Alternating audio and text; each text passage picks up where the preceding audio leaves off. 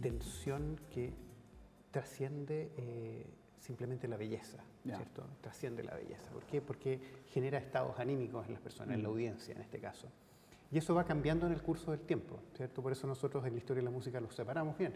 Lo que es la música barroca, lo que es la música clásica, lo que es la música romántica, lo que es el postromanticismo. Después del siglo XX está el postromanticismo, el impresionismo, el modernismo, en fin. Empieza cada vez a variar mucho más y cada uno tiene sus características especiales. Tú mencionabas hace poco lo que es Rajmáninov. Rajmáninov es un compositor sumamente intenso, que tiene la herencia de los compositores románticos.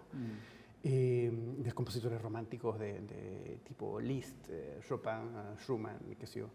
Entonces, son compositores que han generado una exacerbación de las emociones y de los sentimientos en su música.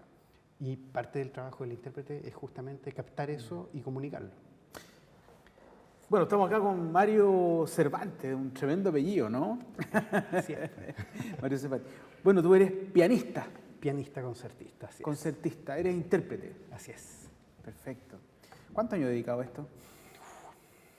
Claro, uno dice, un músico tiene que estudiar mucho, como el ajedrecista, ¿no? Exacto. Que era lo que conversábamos delante, ¿no? Entonces, ese estudio, entre técnica, historia, un montón de cosas, ¿no? Son muchos años de preparación. Es muchos años, sí, son muchos años. La técnica, ¿cierto? Es como cuando uno ve las artes en general. Uno se imagina, no sé, una escultura. Sí. Y uno ve en esas esculturas clásicas el nivel de perfeccionismo que puede haber, ¿cierto? Ese detalle único que hace especial esa obra. En la música y en el resto de las artes pasa exactamente lo mismo, cada una con sus características específicas. La música que nosotros escuchamos no viene de la nada, no viene de un computador, viene de un intérprete que la ejecuta. Y el nivel de perfección que uno pueda llegar a escuchar en eso tiene relación con la capacidad técnica que tenga ese intérprete, con esa capacidad de poder transmitir emociones que tiene la música, ¿cierto? Entonces es interesante desde ese punto de vista cómo nosotros somos comunicadores de la música, somos comunicadores de la música. La música tiene un sentido y ese sentido nosotros lo tratamos de captar y de comunicar. Finalmente el mejor músico es el que comunica mejor las emociones que logró interpretar de esa pieza. Pero, yo creo que a mí también me convence esa teoría de que básicamente son emociones, ¿no? Es como trasladarte a estados distintos. Efectivamente. Hace poco veía yo una entrevista de Daniel Barenboim, o sea, él es un pianista, un gran pianista y director de orquesta argentino que vive en Europa. Y él decía, la música no tiene solo una emoción en algún momento determinado, las tiene todas mezcladas en el fondo. Y es la audiencia quien se encarga un poco de poder ordenarlas en su cabeza y sentirlas. Volvemos al caso, por ejemplo, de los compositores posrománticos, dentro de ellos Tchaikovsky, Rajmáninov, Scriabin, qué sé yo. Estos compositores exacerban ese recurso emocional a través de distintas cosas, una complejidad armónica, rítmica, en fin. Y estos compositores logran hacer de esta música, logran llevar el clímax de la música a un nivel que pocas veces se logró en la vida, digamos. Son como fuegos artificiales en algún momento. Son compositores que casi se cortan las venas emocionalmente hablando por lograr ciertos efectos en la música. ¿Tú crees que la música, bueno, eso me gustaría preguntarte, ¿qué es lo que se entiende de música clásica? La música clásica. Se puede escuchar música clásica y Mozart, Chopin, Tchaikovsky, ¿cierto? Pero hay algo mucho más allá que autores, digamos. Claro. Bueno, culturalmente aquí hay que tener bien claro el llamado la música clásica. Se le llama a la música docta, ¿cierto? Que hablábamos hace un instante. La música docta, la música académica. ¿Por qué razón? Porque esta música se estudia a partir de lo que es el lenguaje escrito musical. De la partitura, digamos. Justamente. En cierta medida es eso, pero abarca mucho más, ¿cierto? Que tiene ciertas complejidades en cuanto a las leyes que rigen el enlace de los acordes, que es la armonía, en fin, las teorías que te van enseñando un montón de detalles rítmicos, melódicos, estructurales, en fin. Y así otras áreas teóricas que se van desarrollando mientras más compleja se hace la música, en el fondo. Entonces, la música clásica se caracteriza por esas características, la música académica, la música docta. Ahora, el llamado clásico, ¿por qué? Porque un clásico, ¿cierto? Como una palabra, sí, son cosas que han marcado hitos, ¿cierto? Como uno puede hablar los clásicos de la música popular. Y no es que sea música clásica, y no es que pertenezca al periodo clásico de la historia de la música, ¿cierto? Entonces, es un término bien difuso en ese sentido, llamarle música clásica a la música docta. Y la música docta, en la historia de la música, se ha segmentado y se ha separado, se ha determinado de diferentes maneras de acuerdo a su estética, ¿cierto? ¿Y por qué viene tan asociado al piano, básicamente como instrumento? Uno habla de música clásica, yo creo que uno puede entender lo que el gran porcentaje de ello viene asociado directamente al instrumento del piano. Sí, sí. Más que la orquesta, digamos. El piano es un instrumentazo. El piano es el instrumento que compite con la orquesta en el fondo, en este sentido. Entonces, claro, ¿por qué? Porque es un instrumento polifónico, es un instrumento grande, es un instrumento imponente, es un instrumento que tiene una gran sonoridad. Y por otra parte, es un instrumento en el cual históricamente los compositores desde el siglo XVIII en adelante se dedicaron a componer cosas que exigían mucho mayor desarrollo tecnológico para el instrumento. Entonces, si hablamos de un instrumento, el instrumento que usaba, no sé, pues Franz Liszt, no es el mismo instrumento que usaba Mozart, que era un instrumento más rudimentario en ese sentido y que permitía hacer X cantidad de cosas. Y los compositores componían de acuerdo a lo que le permitía el instrumento. Acá, en el siglo XVIII, fines del siglo, desde principios del siglo XIX en adelante, también los compositores románticos empujan un poco esto a que el piano se vaya desarrollando más, ¿cierto? Se le agregan más teclas al piano, más tardíamente se le pone un pedal extra al piano, en fin, va cambiando la tecnología interna de la mecánica del piano y que permite de que este instrumento empiece a tomar un cierto protagonismo que antes no tenía. El piano siempre fue un instrumento que se tocaba en salones y desde Liszt en adelante, usando mediados del siglo XIX en adelante, el piano pasa a estar en un teatro a la par que una orquesta. Compite sonoramente, te puede llenar el espacio, digamos, sin problema. Compite, decir que compite es un poco ambicioso porque compite no timbrísticamente. No hay nada que compita con la orquesta timbrísticamente porque la orquesta es muy rica, tiene muchos instrumentos distintos. Tenemos los vientos, los bronces, tenemos las cuerdas, tenemos, qué sé yo, la percusión. Entonces es muy rica timbrísticamente, pero sí compite en otra cosa. Compite en su complejidad en la música. Por ejemplo, emocionalmente hablando, el pianista, un intérprete, puede hacer cosas que la orquesta no podría hacer jamás. ¿Cómo qué, por ejemplo? Como el uso del rubato. El uso del rubato exactamente lo que permite flexibilizar el tiempo en pro de la emocionalidad que uno va a tener dentro de la música. Entonces, coordinar a 100 músicos en una orquesta para que generen ese tipo de cambios expresivos es mucho más difícil que con una sola persona en un piano tocando miles de notas. Entonces, en ese sentido, expresivamente hablando, el piano sí compite y quizás supera a la orquesta en ese sentido. ¿Cuáles son los compositores, hablemos, compositores que de alguna manera que te llevan a ti? Por decir no por preguntarte por el favorito, pero ¿cuál es el que más trascendencia tiene, digamos, en tu interpretación, digamos, el que no te cansa de interpretar? El que lo podría hacer miles de veces y cada vez que lo hago lo siento distinto. Hay muchos compositores. En el curso del estudio de la carrera uno toca toca cientos de compositores diferentes y cada uno tiene sus cosas especiales. Pero hay un compositor en particular que a mí desde niño me incentivó a estudiar la música clásica, el piano en particular. Y que hasta el día de hoy, si bien no lo interpreto tanto como antes, me genera una especie de calma. Y ese es Mozart. Yeah. Mozart para mí es un pilar dentro de la música docta y me calma. Todo llega a Mozart, en definitiva. Mira, a mí hay una cosa importante. A mí me encanta interpretar los músicos románticos y posrománticos. Me encanta. Yo creo que dediqué mi vida a esto para interpretar ese tipo de música. Yo soy alguien explosivamente expresivo. Entonces, esa música va muy bien conmigo, con mi forma de ser.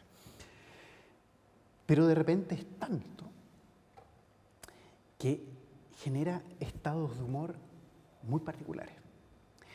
Y esto es estudiado también por la musicoterapia.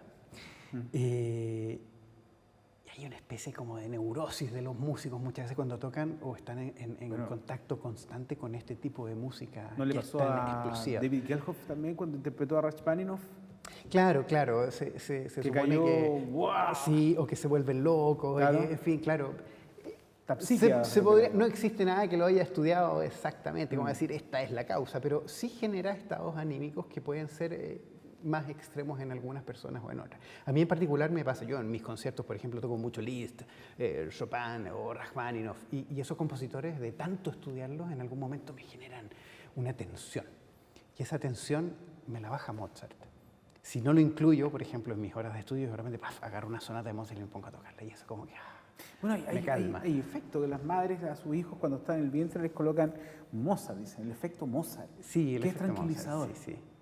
No me acuerdo, eso creo que fue en los años 90, ¿no? Sí. Que salió y se hizo bien famoso el efecto Mozart. Y se hizo a través de un estudio de chicos rindiendo un examen de coeficiente intelectual en donde había música de fondo de Mozart. Y los chicos que alcanzaron mejores resultados eran los que escuchaban la sonata para 2 pianos en re mayor de Mozart. Sí. Y a raíz de eso se hicieron varios estudios, no sé si con mayor o peor seriedad algunos de ellos, pero la cosa es que no está tan vigente ese efecto Mozart como sí lo fue en un momento. ¿Cierto? Se explotó mucho comercialmente, uno escuchaba ahí Mozart para bebés, qué sé yo, etc. Oye, y pasando al tema, porque tú haces clases también, tú eres como ya empezaste a formar pianistas. Justamente. Ya. ¿Y cómo es esto de pasarse a la educación? Debe ser difícil, yo no toco ningún instrumento, debe ser súper complejo enseñar, digamos. Es complejo enseñar, pero te ayuda a aprender un montón de cosas también. A mí no, desde siempre, lo que yo quería cuando dije en mi vida quiero ser pianista, yo quería ser pianista, yo soñaba con dar conciertos, eso era lo mío. No me interesaba mucho enseñar.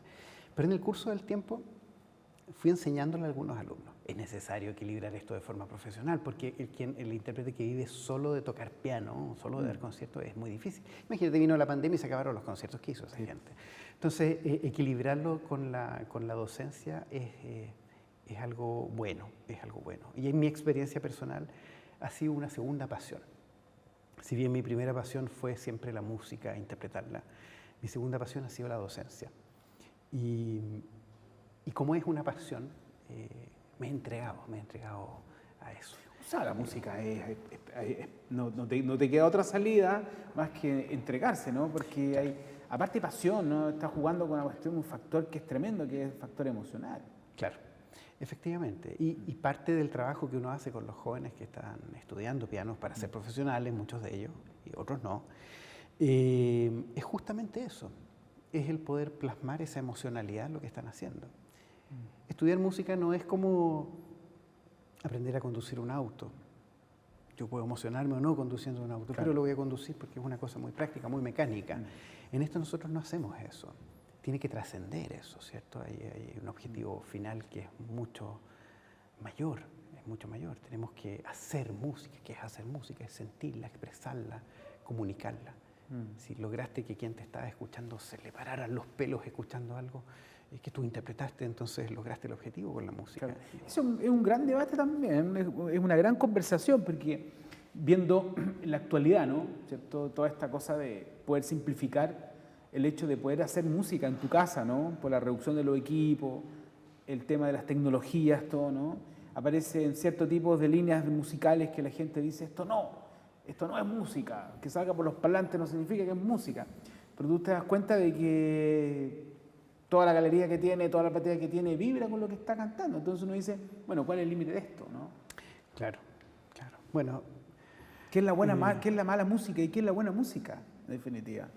Sí, bueno, el uso de las tecnologías en ese sentido como reproducción de la música me parece algo fantástico. Imagínate, no todas las personas han tenido siempre el acceso a poder ir a una orquesta, a escuchar una orquesta. ¿cierto? Pero sí lo pueden hacer a través actualmente de Spotify, por ejemplo. Claro. Pero yo te hablo precisamente como hacer música. Hacer música a través de la inteligencia artificial. Se hizo, hace poco estuvo el proyecto de la 10ª Sinfonía de Beethoven, que quedó inconclusa, y un proyecto grande que duró años de investigación, donde músicos de distintas áreas, expertos en Beethoven, le enseñaron a la inteligencia artificial a poder componer, ¿cierto? Entonces, finalmente la máquina esta terminó de componer esta sinfonía, o un par de movimientos de la sinfonía inconclusa. Y el resultado es fantástico. Ahora eso te da para pensar. Claro. ¿Podrá esa inteligencia artificial ser superior a la creatividad del ser humano? Es un debate interesante, ¿eh? Ahora. Sí. Bueno, refiriéndome a eso, el tema del ajedrez. Pues, el ajedrez ya, los grandes ajedrecistas no pueden ganarle a la máquina, entonces ahora están haciendo competir 2 computadores entre ellos. Claro. Entonces, porque ya no... Imagínate la capacidad que tiene poder almacenar todas las jugadas, qué sé yo. ¿Cuál es el compositor a ti que más bueno, ya hablamos que era Mozart, ¿cierto? ¿Y el panorama chileno? ¿De compositores chilenos se refiere? Compositores e intérpretes. Bueno, es que uno tiene la idea, como es un neófito en esto, claro, uno tiene una idea de un Arrau, ¿cierto? De un Bravo, ¿cierto? Pero existe un montón más, ¿no? Sí, hay buenos pianistas chilenos, se han formado buenos pianistas chilenos. Ahora, muchos de ellos están afuera, algunos de ellos también están acá en Chile. Algunos formando músicos jóvenes, algunos dedicándose a la interpretación. Culturalmente, partiendo por la respuesta a esto, ¿cierto? Culturalmente Chile no se ha caracterizado por ser un país que dé tanto auge a la formación cultural, ¿cierto? En sus distintas áreas, lamentablemente. En todas las áreas. En todas las áreas de las artes, en el deporte incluso también. Ya vemos las penurias que sufren muchos de los artistas, deportistas de élite, ¿cierto? Atléticos, y que no tienen fondos para poder seguir entrenando bien o para viajar, en fin. Con la música pasa algo menos parecido. Hay fondos, hay iniciativas que pueden ser interesantes por parte del Estado, que han durado mucho tiempo hasta el día de hoy, pero que están más bien enfocadas desde un punto de vista social y no profesional. Ahora, está bien que sean enfocadas desde un punto de vista social, ¿cierto? Porque es importante que estas áreas de la cultura puedan llegar sin límites a toda la población. Desde un punto de vista educativo es interesante el poder hacer universal la música, ¿cierto? Que es el área que nos compete hoy, en la formación de los niños, de los jóvenes, ¿cierto? Existe el proyecto de las orquestas juveniles, qué sé yo. Pero hay un punto en el cual yo soy crítico, y es que si bien estas iniciativas que tienen un tinte más bien social cumplen su objetivo, ¿cierto? Saquemos a los niños de las drogas y pongámoslos en esto, que es algo que es muy bueno, en fin, los hacemos estudiar. Pero al no tener una pesquisa de talentos, estos chicos quedan un poco engañados dentro de esta burbuja. Entonces, ¿engañados en qué sentido? En muchas partes los proyectos de orquestas juveniles, infantiles y juveniles, los llevan a cabo profesores de música. Profesor de música que está formado para ser profesor de música, ¿cierto? Claro. No un intérprete en un instrumento en particular. Hay casos en que sí, pero en la mayoría de las veces eso no ocurre. Entonces, muchas veces este profesor se forma rápidamente en cosas muy básicas con distintos instrumentos. Entonces, eso él se lo enseña a estos chicos. Claramente vemos ahí las falencias que van a ocurrir, ¿cierto? Cuando no es una enseñanza especializada en algo, va a haber mucho problema en el dominio de ese instrumento. Bueno, ahora eso en algunas partes ocurre de forma permanente en el tiempo. Entonces, en muchos casos, estos chicos se interesan, ven una posibilidad profesional en el futuro porque se sienten buenos tocando el violín u otro instrumento y dicen, quiero ser violinista. Entonces, terminan cuarto medio, o en fin, y dicen, voy a postular un conservatorio para estudiar esto. Llegan al conservatorio, dan su examen de admisión y el conservatorio les dice, ¡paf!, no pueden estudiar. ¿Por qué? Porque ya están muy grandes y están muy mal formados. Entonces, los exámenes de admisión tienen un límite de edad. Porque uno proyecta, si llega un chico de 17 años tocando esto, yo no lo voy a poder formar o va a ser muy difícil para que llegue a ser profesional. Hay casos excepcionales. ¿Es complejo la admisión en un conservatorio? Es súper difícil, parece. Por lo que tú me señalas, por la edad también, porque hay que tener de alguna manera cierta base, ¿no? O sea, una persona que es absolutamente neófita y quiere aprender a tocar un instrumento, obviamente tú no vas a aprender, en un conservatorio tú no vas a aprender un instrumento. Yo creo que tú vas a desarrollar mucho mejor lo que tú ya sabes, ¿no? Están los dos casos. Están los dos casos. Por ejemplo, en los conservatorios tradicionales hay un examen de admisión con límites de edad. Entonces, si tú tienes X edad y tocas menos de lo que corresponde a esa edad, no puedes entrar. En cambio, si eres más joven y no sabes nada, incluso puedes ingresar porque desde esa edad está permitido que se te enseñe tal instrumento. De ahora, en otros conservatorios, por ejemplo, en el Conservatorio Prokofiev, que yo tengo acá en Viña del Mar, y en Concón, nosotros tenemos dos líneas de estudio. Una línea... Sí. Prokofiev. Tenemos dos líneas de estudio, una línea que le llamamos el curso clásico y la otra línea le llamamos el curso libre. Entonces está separado. En el curso clásico ingresan con un límite de edad, como en el conservatorio tradicional, ¿cierto? No hay que pasar un examen, hay que pasar una audición de entrada. Entonces los chicos, teniendo X nivel, pueden o no ingresar para estudiar en el curso clásico. Eso los enfoca un poco a la formación de lo que va a ser la carrera del intérprete. En el caso del curso libre, es la persona que, sin límite de edad, digamos, que tiene ganas, que tiene un amor por la música o tiene el interés de poder aprender un instrumento musical sin una aspiración profesional, y que es la mayoría de la gente. Yo no por estudiar violín voy a ser violinista en mi vida, ¿cierto? Puede ser una cosa que me acompañe, porque la música te puede perfectamente acompañar en la vida, y que es, por ejemplo, lo que pasa en Europa o en Estados Unidos. Yo tuve la suerte de poder estudiar 4 años en París. Y era impresionante porque cuando la gente me preguntaba qué hacía yo en la vida, les decía, toco piano. Yo soy pianista, soy concertista. No era una cosa rara, ¿eh? No era una cosa rara. La gente, allá en Francia no. No era una cosa, no, exacto, claro. Claro, aquí es como, bueno, pero ¿a qué te dedicas en verdad? ¿Cómo vives? Claro. ¿Cómo vives? ¿Sí, no? Exacto. Sí, pero allá no, ¿por qué no? Porque todo el mundo había estudiado alguna vez un instrumento. Claro, eso es una cosa que tiene que ver. Estamos hablando además de que el Estado allá tiene un gasto importante en la educación, ¿cierto? No sé, pues el 80, el 90%. A veces lo recortan, a veces lo extienden, bueno, depende del presidente, qué sé yo. Claro, no, y aparte que cada comuna, de cada ciudad, de cada región en todo el país tiene conservatorios que son del Estado. Por lo tanto, los franceses no pagan por estudiar un instrumento musical. Claro. Y están llenos, tienes listas de espera. Bueno, lo mismo que hace Argentina con las bibliotecas populares. Claro. O sea, el Estado, esté quien esté, igual se van a seguir financiando porque hay una preocupación absoluta porque la gente lea. Claro. Y las bibliotecas populares en todo el país obviamente tienen una subvención constante al año en la cual ellos vienen a la feria de los libros y compran, porque el Estado te financia. Y es increíble. Oye, tengo una duda que siempre he tenido. A lo mejor yo creo que me la vas a resolver. Cuando se habla de oído absoluto, porque Mozart yo sabía que tenía oído absoluto, ¿no? Sí, el oído absoluto no es un misterio de la naturaleza, como alguna vez. He escuchado varias versiones. Sí, el oído absoluto es una cosa muy simple, es la memorización inconsciente de los sonidos musicales. Entonces, ¿todas las personas podrían desarrollar un oído absoluto? No, porque algunas tienen más facilidades que otras para poder memorizar de forma inconsciente ese tipo de sonidos.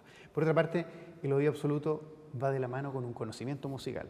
Si yo no estudio música, no puedo tener oído absoluto. Claro, porque no voy a saber que el sí suena como sí, que el do suena como do, etc. En cambio, por ejemplo, esto se desarrolla mucho más frecuentemente en niños que parten desde temprana edad, porque de forma inconsciente van sabiendo los sonidos musicales, van conociendo estos sonidos y los van adquiriendo en su mente. Entonces después ellos pueden escuchar un sonido X y dicen, es un la, es un sol sostenido. O sea, el oído absoluto es cuando tú puedes identificar, digamos. Identificarlo sin una nota de referencia. Claro, por ejemplo, yo no tengo oído absoluto, pero sí puedo identificar los sonidos si tengo una nota de referencia. Si alguien toca una nota X y me dice qué nota es, yo puedo calcular todas las otras. El oído absoluto, sin nota de referencia, la pueden saber de forma inmediata. Ya. Pero igual hay una cierta condición, podríamos decir, genética, ¿no? o a lo mejor de talento, por decirlo así. Es probable, lo desconozco, pero es probable que haya genéticamente cierta predisposición a tener una facilidad en poder desarrollar eso y absoluto. Es probable. Porque hay ciertos músicos que nunca estudiaron nada, ¿cierto? Llegaron, empezaron a tocar, ¿cierto? Y sobre todo ubicados en la música popular, podríamos decir. En la música popular eso es mucho más frecuente. Es mucho más frecuente. Y eso, bueno, yo también soy convencido, yo no toco ningún instrumento, como te decía, nada, que no tengo talento, ¿vale? Pero hay gente que sí lo tiene, ¿no? Es como con las matemáticas, siempre he discutido las matemáticas, hay que nacer con cierto talento para las matemáticas. Y yo creo que la música es una de las artes donde más, podríamos decir, de manera más frecuente se da, ¿o no? Claro, quizás sorprende más, porque el dominio de las artes es impactante para las personas, no todos lo hacen, entonces genera un impacto especial, ¿cierto? Cuando tú ves a alguien que pinta de una forma y tú sabes que tú no lo puedes hacer, te genera un impacto. Con la música también, con la literatura, en fin, con todo. Y es mucho menos masivo, entonces quizás efectivamente el impacto es distinto a alguien que es bueno para las matemáticas. Pero claro, en el fondo son asociaciones cognitivas que va a tener de manera específica una u otra persona. De todas formas, el concepto del talento sigue siendo algo bien difuso, que es el talento, que es esa facilidad. ¿Es talentoso alguien que en el piano puede mover rápido sus dedos y tocar cosas muy difíciles? Claro, es un virtuosismo, ¿no? Sí, eso es virtuosismo. Hay gente que confunde el talento con el virtuosismo. Claro, uno dice, a mí me gusta mucho el sonido de la guitarra de la guitarra eléctrica, por ejemplo. Entonces, Yngwie Malmsteen, que es un tipo virtuoso, pero no tiene un talento de, no sé, de un Frank Zappa, ¿cierto? Que sé yo, un Henry, no hay un talento ahí. Claro. Es una virtuosidad de como la rapidez con que toca la guitarra. Claro. Por lo menos es mi parecer, digamos, dentro de lo poco y nada que uno logra entender, digamos, de la música. Pero he logrado hacer esa distinción, ¿no? Entre qué es lo del talento y ser el tipo virtuoso, ¿no? Claro. En el piano debe pasar exactamente lo mismo. Sí, pasa eso. Yo creo en particular que el talento tiene distintas manifestaciones. Y que se pueden desarrollar con cierto tipo, en el caso de la música, con cierto tipo de música más que en otras. Si hablamos del talento como esta capacidad de poder expresar y que esa expresión sea oída por la audiencia.